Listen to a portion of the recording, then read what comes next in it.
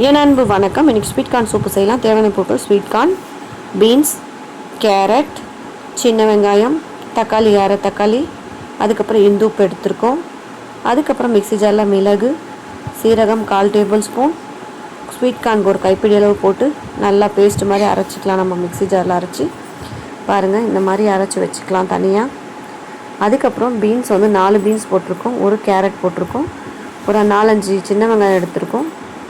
அதுக்கப்புறம் தண்ணி ஊற்றி இதை நல்லா அரைச்சி பேஸ்ட் மாதிரி வச்சுருக்கோம். அதுக்கப்புறம் கார்ன்ஃப்ளவர் மாவு 1 ஸ்பூன் போட்டிருக்கோம். அதை நல்லா கரைச்சி வச்சுக்கலாம். தண்ணியில் கொஞ்சம் தண்ணியாக ரெடி பண்ணி வச்சுக்கலாம். பாருங்கள், இந்த மாதிரி. ஸோ இந்த மாதிரி மிக்ஸ் பண்ணி வச்சிட்டோம்னா நமக்கு ஈஸியாக இருக்கும்.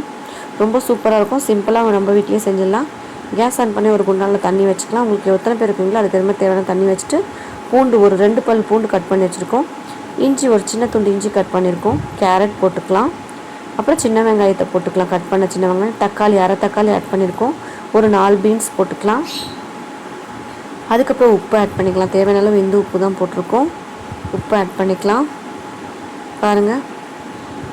ஸோ ஒரு கேரட்டு, ஒரு 4 பீன்ஸ் போட்டிருக்கோம். அதுக்கப்புறம் மிளகுத்தூள் ஒரு டேபிள் ஸ்பூன் போட்டிருக்கோம். நல்லா மிக்ஸ் பண்ணி கொடுத்துருங்க, குக் ஆகட்டும்.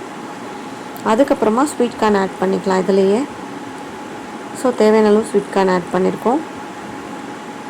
நல்லா கலக்கி கொடுத்துருங்க.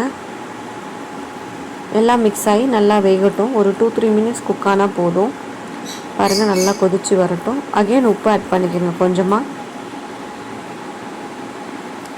இப்போ நம்ம அரைச்சி வச்சுருக்கோம் அந்த பேஸ்ட் மாதிரி மிளகு, சீரகம், ஸ்வீட் கார்ன் எல்லாத்தையுமே ஊற்றிட்டு நல்லா கலந்து கொடுத்துக்கலாம். ஸோ எல்லாம் சேர்ந்து நல்லா குக் ஆகட்டும். குக்காகி நல்லா கொதித்து வரட்டும். இந்த சமயத்தில் கார்ன்ஃப்ளவர் மாவு 1 ஸ்பூன் கரைச்சி வச்சுருக்கலாம், அதையும் ஆட் பண்ணிக்கலாம். ஆட் பண்ணி மிக்ஸ் பண்ணி கொடுத்துருங்க.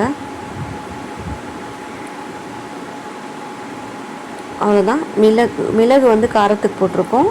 உங்களுக்கு எவ்வளோ தேவை அதுக்கேற்ற மாதிரி நீங்கள் போட்டுக்குங்க. நல்லா கலக்கி கொடுத்துருங்க. நல்லா குக் ஆகிடுச்சு பாருங்கள். ஸோ ரொம்ப சூப்பராக இருக்கும். எல்லா சூப்புமே நம்ம டிஃப்ரெண்ட்டாக செய்யலாம் அந்த மாதிரி. அதுக்கு மேலே கொஞ்சமாக கொத்தமல்லி தூவிடுங்க.